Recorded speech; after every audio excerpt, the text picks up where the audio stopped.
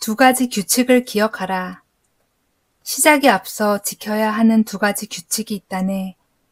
하나는 쾌와 불쾌가 우리 자신의 이성적 선택의 바깥에서부터 오는 것이 아니라는 것이고, 다른 하나는 우리가 사건을 이끌어갈 수는 없지만 무엇을 따라야 하는지 결정할 수 있다는 것이네. 어떤 사람도 내 마음을 지배할 수 없다. 마찬가지로 우리는 다른 사람의 마음도 우리를 둘러싼 환경도 지배할 수 없다. 우리가 유일하게 지배할 수 있는 것은 우리 자신의 마음이다. 그래서 20세기 중엽 인도 출신의 예수의 수도사인 앤서니 드 멜로는 사랑으로 가는 길이라는 책에서 이렇게 말했다. 내 분노의 원인은 저 사람에게서 비롯된 것이 아니라 나에게서 왔다. 기억하자. 모든 사람이 선택을 한다. 그리고 그 선택을 통제할 수 있는 유일한 사람은 바로 그 선택을 하는 사람이다. 저것은 나쁜 것이다. 라고 말하는 우리의 관념은 내부로부터, 편견이나 기대로부터 오는 것이다. 관점을 바꿈으로써 우리에게 일어나는 사건을 거부할지 받아들일지를 결정할 수 있다. 이 변치 않는 지혜는 인류 역사가 시작된 이래 모든 지역에서 독립적으로 또 반복적으로 전해져 왔다.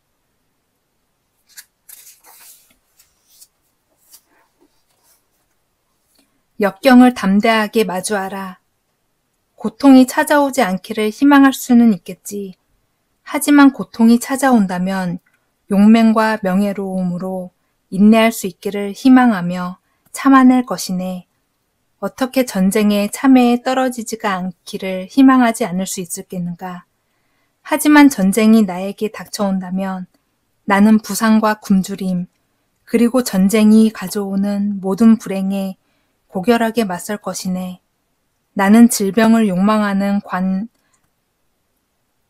광인도 아니고 고통에서 쾌락을 느끼는 사람도 아니지만 고통이 찾아왔을 때 경솔한 짓과 불명예스러운 짓을 하지 않기를 바랄 뿐이네.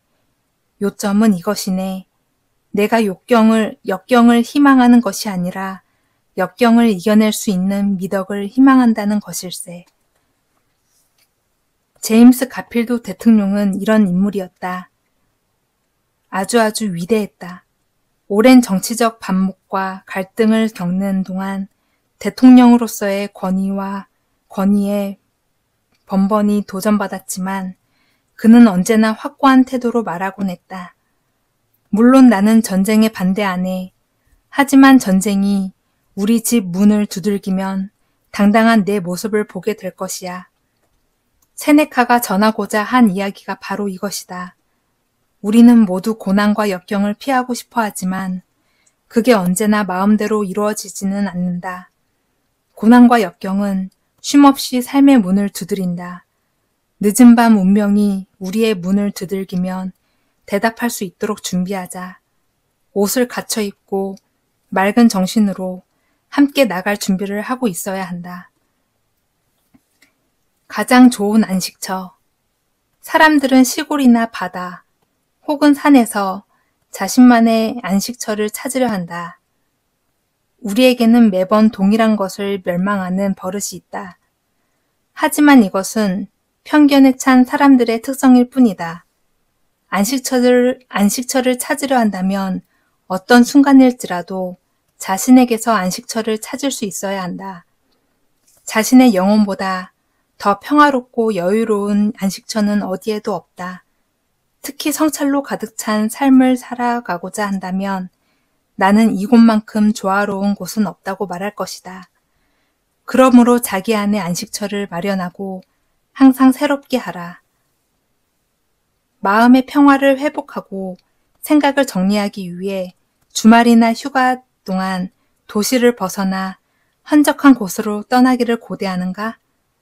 그 시간을 간절히 바라고 있더라도 아마 대부분은 이렇게 생각할 것이다. 지금 이 일이 어느 정도 마무리되고 난 후에, 이 일을 끝내고 나면, 그렇다면 실제로 이후에 얼마나 실행해 왔는가? 명상가인 존 카바찌는 이렇게 말했다. 어디로 가든 거기에 우리가 있다. 우리는 언제 어디서나 자신의 내면을 성찰할 수 있다. 눈을 감고 앉아 호흡이 들고 나는 것을 느껴보자. 음악을 틀어놓은 후 바깥 세상의 소음을 무시할 수도 있으며 우리 머릿속을 미친 듯이 돌아다니는 잡념을 잠재울 수도 있다. 다른 곳에는 존재하지 않는 이것만이 우리에게 평화와 안식을 가져다 준다.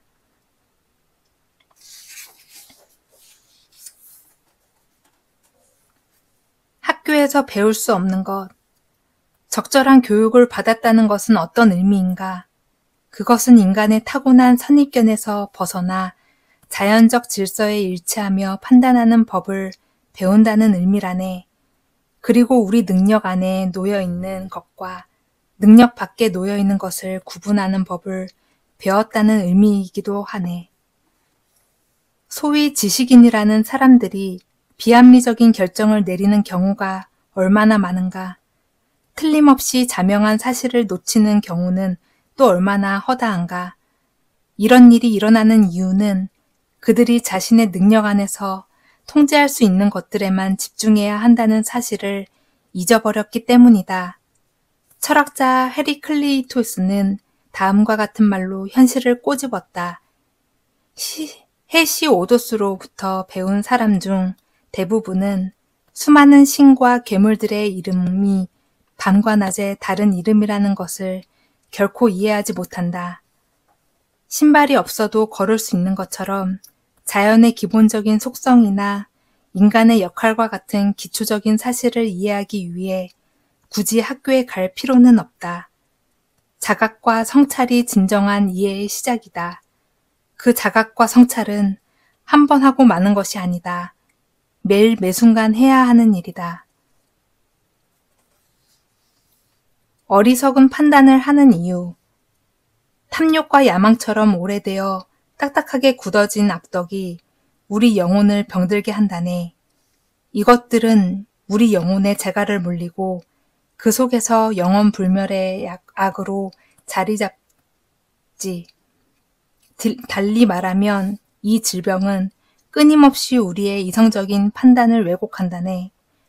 우리는 그저 가볍게 욕망하는 것일 뿐이라고 착각하지만 사실은 아주 많은 사람들이 격렬하게 욕망하지. 2008년 세계적 금융위기가 발생했다.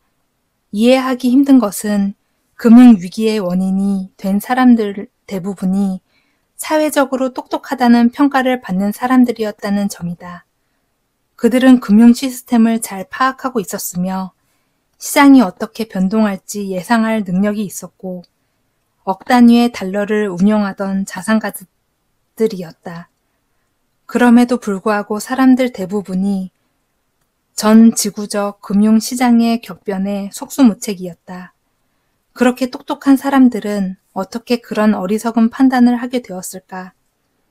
조금만 들여다보면 문제의 기저에 탐욕이 자리하고 있음을 쉽게 알 수 있다. 똑똑한 사람들만이 아니다. 탐욕은 지식이 많고 적음을 떠나 모든 사람들을 벼랑 끝으로 내몰았다.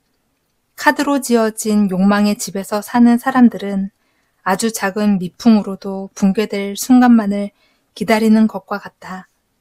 불행한 사태가 일어난 후에 이들은 비난하는 것은 온당치 않다.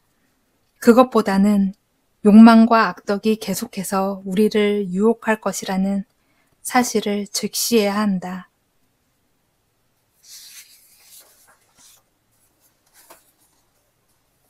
모든 순간에 철학이 있다.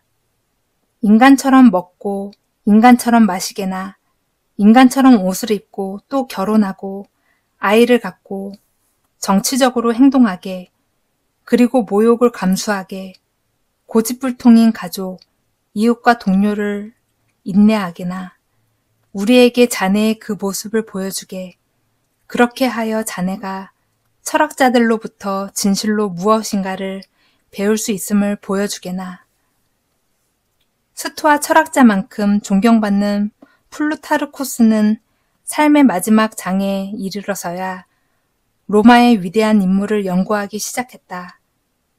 그는 데모스테네스 전기를 재검토하면서 모든 일들이 어찌나 빨리 데모스테스네스에게 닥쳐 있는지를 알고 그만 놀라고 말았다.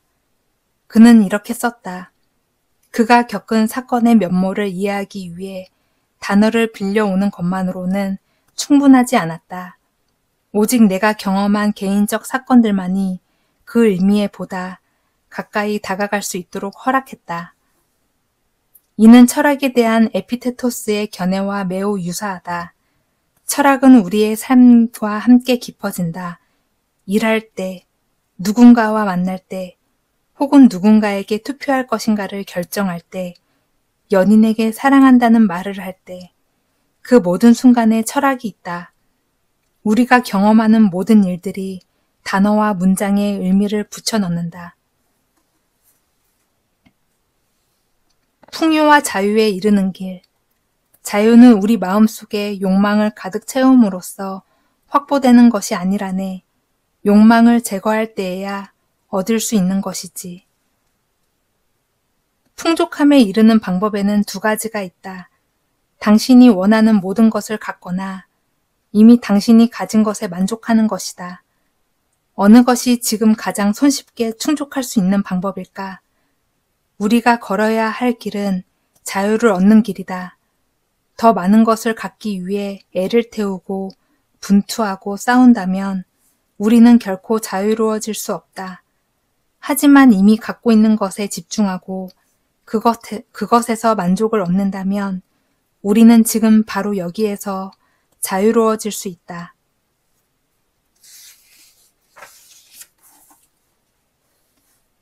누가 감시자를 감시할 것인가? 당신을 지배하는 이성은 어떻게 관리되는 것일까?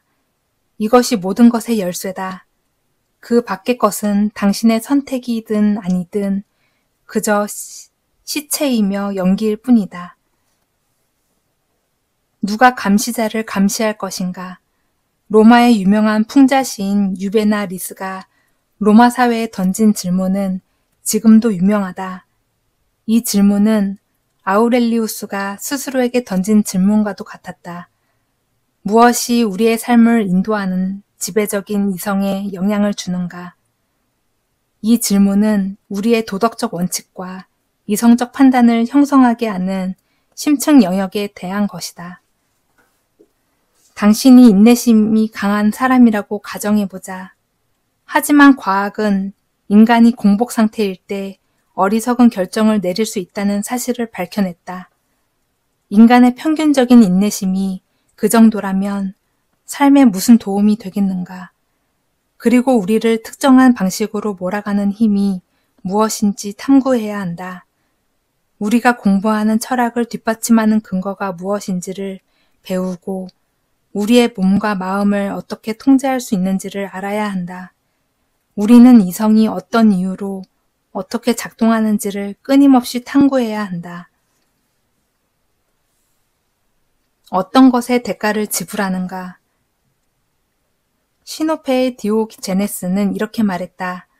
인간은 아주 작은 것에 커다란 가치를 지불한다. 물론 그 반대의 경우도 존재한다. 누군가는 최고급 가죽 소파를 사기 위해 2억 원을 지불한다. 또 누군가는 타인을 음해하기 위한 대가로 청부살인자업자를 고용하려 500만 원을 지불한다.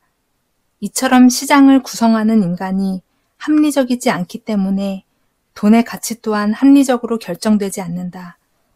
풍자학교의 설립자 디오게네스가 역설한 사물의 참된 가치는 에피테토스와 아우렐리우스에게 강한 영향을 주었다.